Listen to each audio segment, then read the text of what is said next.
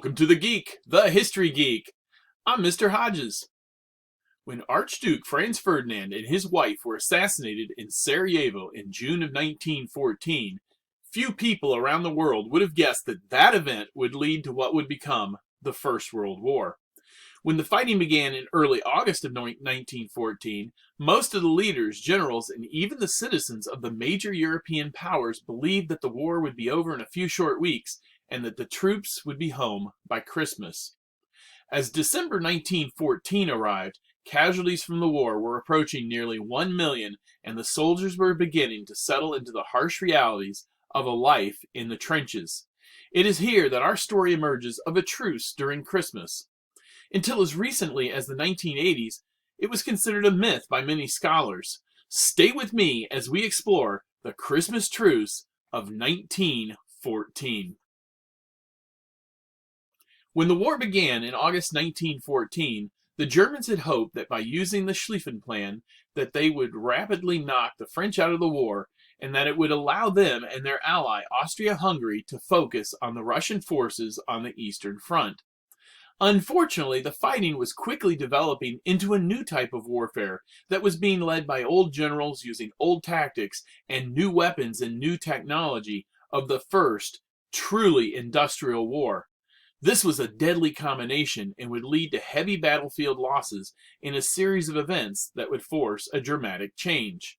The bloody fighting during the Battle of the Marne quickly shattered everyone's hopes of a quick war. The Western Front would begin to develop into a series of trenches running from neutral Switzerland in the south and begin what was known as the Race to the Sea as the Germans, the British, and the French fought northward through France into Belgium as they worked to gain as much territory as possible and also to build a line of defensive trenches.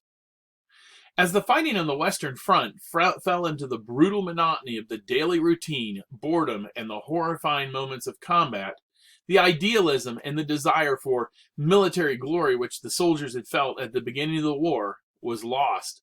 The seasons began to change, and as fall turned into winter, the rains came and the temperatures gradually continued to fall. For the soldiers, life in the trenches was uncomfortable and very muddy. The food on the front lines was often poor. The dirty conditions bred illnesses and led to lice and other medical problems such as dysentery, and due to frequently having wet feet from standing in the mud and water at the bottom of the trenches, even trench foot. A few weeks before Christmas in 1914, the weather changed and the temperatures moderated, but the soldiers were hit with many days of rain.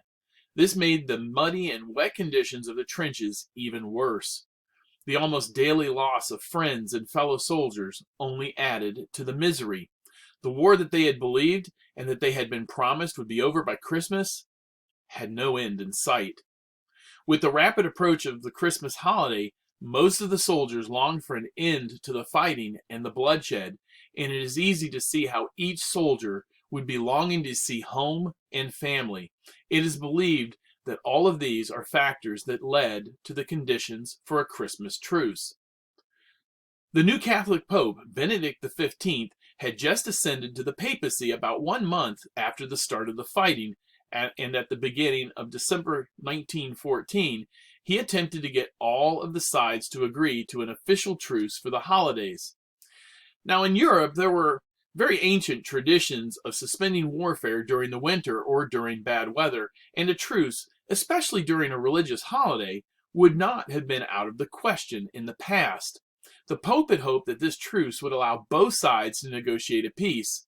However, with the scale of this conflict, the high loss of human life, and with the different European powers jockeying for the position of the dominant world power, the idea of a truce was not seriously considered. The plea by the Pope found little interest by the leaders on both sides of the conflict. It is into this environment that our story will take place. On Christmas Eve 1914, the constant rains had finally stopped and the temperatures began to fall. The mud began to freeze, and the ground was covered at first with frost, and then a light dusting of snow. In an attempt to boost the morale of the troops, Both sides organized the distribution of Christmas parcels and mail from home. For German troops, the German Emperor Kaiser Wilhelm II sent his troops Christmas trees, or Tannenbaum, and the German troops began decorating their trenches and preparing to celebrate Christmas. British soldiers also received from the British public and from British industries their own care packages. They received chocolates and other items to help comfort them and to improve morale. As we discuss the events of the Christmas truce, it is important to note that this event did not take place on the Eastern Front with the Russians, who still used the Julian calendar and did not celebrate Christmas until January 7th.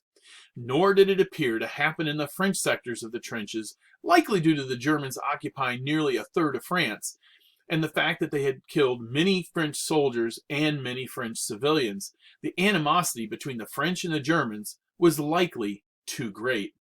In the 30 miles of the British Expeditionary Forces sector of the trenches, where they faced predominantly Saxon troops and where they shared the Christmas holiday tradition, things began to take on a different tone. The trenches generally ran parallel to each other, and in some places the trenches were a mere 50 yards apart. The land between the trenches, this no man's land, was a killing field, but it would be the stage for the events to come. Now, traditionally, the German family would celebrate Christmas on Christmas Eve. This would have been when they would have had their big meal and when they would exchange presents. This would have an impact on the events of that evening. On Christmas Eve, 1914, shortly after dark, the British troops noted that the German Saxon troops began illuminating their trenches with candles. In some sections of the trench line, they began singing songs and began calling out to the British troops, wishing them a Merry Christmas. Several primary sources noted that the German troops sang the familiar tune of Silent Night in German, and the British troops responded with the singing of their own Christmas songs. Many officers feared that this was a trick, and they ordered their men to be silent, but men on both sides of the trenches continued calling back and forth, wishing each other a Merry Christmas. A message was also sent back and forth saying that if they didn't fire, then we wouldn't either. As Christmas Day dawned, the British troops had noticed that the German soldiers had placed small Christmas trees along the parapets of their trenches. Slowly, both sides ventured out through the barbed wire and into no man's land that separated them. The soldiers that hours before had been fighting with each other, they shook hands. They exchanged gifts of wine and rum, whiskey, schnapps, cigarettes, cigars, chocolate, and even food. Soldiers that had cameras took a few pictures, and they joked and laughed with the Germans that could speak English. They took time to help bury each other's dead, and there were even reports of a game of football, what we call soccer, being played. Although debated by historians, it is believed that a ball was produced and the soldiers just took turns kicking it around. However, German accounts stated that it was an actual game and that it lasted an hour, but had no referee. As evening fell, both sides went back to their trenches and were determined to keep the peace at least to the end of the day. In one of the accounts, a British soldier wrote that a German soldier said the following: "Today we have peace. Tomorrow you fight for your country. I fight for mine. Good luck." Now, it is important to note that these events did not happen everywhere along the British line. In fact, in some spots, the fighting continued during Christmas Day. The truce that had happened was unofficial and broke many military rules and regulations on both sides. Fraternization with the enemy was an act that was punishable, and there were threats to punish officers and soldiers that had participated in the events of that day. But there were never any punishments or military court-martials ever carried out. It is believed that the commanding officers realized the negative effect it would have on the morale of the soldiers in the trenches, and instead, they actively worked to prevent any further unofficial truces. Historians have long heard about this event and believed it to be a wartime myth, since there were no records of it ever happening in the various British unit histories.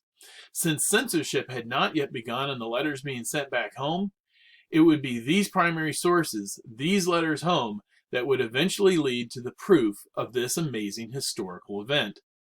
There are so many things that make the story of the Christmas truce so inspiring and so fascinating.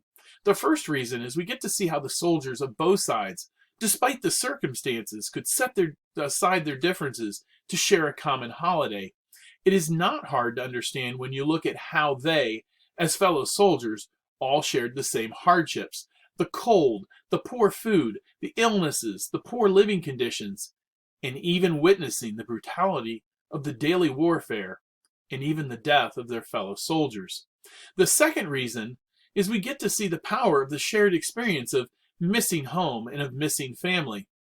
The third reason it is so interesting is how the soldiers and the officers in those sections of the trenches on both sides were willing to accept the possible consequences and how they violated the rules during this famous event.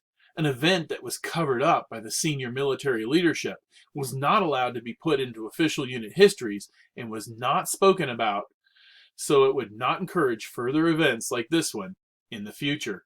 It is through these things that we get to see the shared humanity of soldiers from the two sides, enemies locked in a larger struggle. The reason that it is the most fascinating, the most inspiring, is really the strange miracle of it all. That despite the rain, the fog, the freezing cold temperatures, and the shared misery, in a few places, for a brief moment in time, the hell on earth that was the fighting of the First World War subsided, and despite the misery, suffering, and killing, there was, for a very brief moment, truly peace on earth and goodwill toward men. So now you know a little bit about the history behind the Christmas Day truce. I encourage you to share this video and the facts you have learned with the people you know. There is so much more to learn about this famous event that I urge you to do further research for yourself. As always, if you like this video, I would encourage you to share it with others, and please vote for more history by giving it a like. This simple act can really help the channel out with the YouTube algorithm. Now, I want to take a moment to thank all the people that have supported the channel by subscribing. Thank you. I would also like to urge new viewers or those that have not yet subscribed to give the channel a great gift and to please do so. It is absolutely free, no cost to you. Be sure to click on the bell to receive all notifications for future videos. Remember, my friends, there is a lot more inspiring history left to explore. Well, that's all for now. So until the next time, when I ask the question, did you know? I am Mr. Hodges, and this is the History Geek.